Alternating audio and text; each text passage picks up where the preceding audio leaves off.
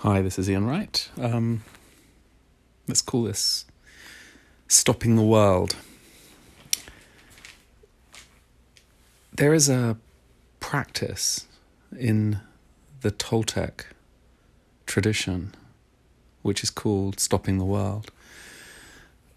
It's not actually stopping the world, it is stopping our way of seeing the world, as in we, in some ways, from probably before we're born, early life, babies, as we are initial sponges, and we copy by mimicking the people around us, first of all, up to sort of the age of 7, 8, where we start to process our own thinking and our own rational brain and start to change the direction so that we're actually starting to engage with the world. And as we get older, we start to use that creational idea of how we've constructed our way of seeing the world and reacting to the world from that. And we go through various times in our lives, in adolescence and early adulthood, where we actually want to change the world very strongly, and it's part of our natural kind of psycho development, really. It's a developmental stage in our psyche where, and actually our brains are wired as teenagers, you're wired for rebellion, as it were. But in the end, we are left with a way of seeing the world, which we have constructed as our relationship to the world has grown. And the idea of stopping the world is I think, very interesting right now. And I was just thinking about that just a minute ago and thinking that when we are in this situation where we're taken out of our normal dynamic, our normal engagement pattern in the world, and we're holed up inside, or everything that's happening to us now gives us, I think, this great opportunity of stopping the world, because our perception of the world is different because number one, because we are stopping. And literally as we stop, well, this is certainly happened to me, is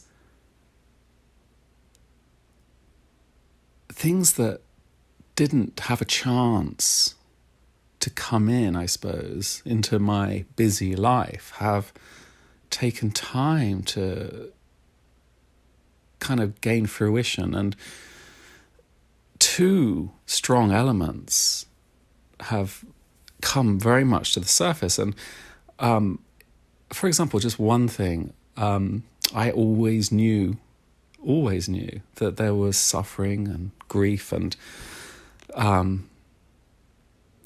many people have always had and always probably will have very difficult lives for every reason, from poverty, sickness, in all over the world, on every level. But I now, it's gone beyond a conceptual understanding of that. I feel it.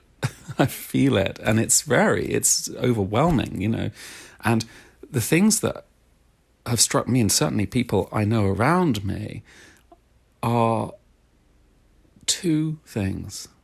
And one is grief, great sadness. And there's this huge grief, and there's very real reasons for this huge grief, from losing loved ones, most importantly and foremost, but losing ways of living, lifestyles, freedoms, ways we are changing. The world is changing, it seems.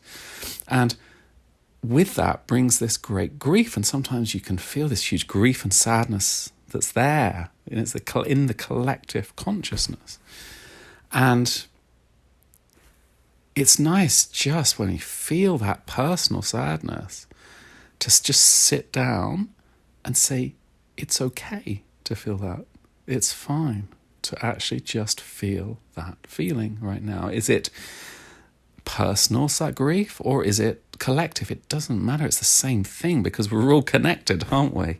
And that feeling of connection of the world, I think, is a lot of people are feeling this that I'm talking to, this increased natural sense of connection to everything and everyone, which makes it painful because we feel.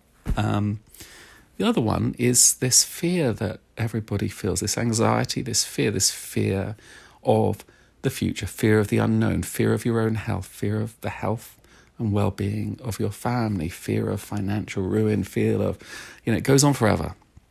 All the potential anxieties and stories that we can feel now are huge, So, again, it's about saying it's okay to feel that. I am not my anxiety, but it's okay to feel that fear and that anxiety, which is collective as well as personal. It's in the collective energy field. And, I've just finished doing my audio for an online course, The Anxiety Breaks, because I was going to publish the book, but I think actually this needs to go out now for people to access that and deal with anxiety in a very positive, constructive way.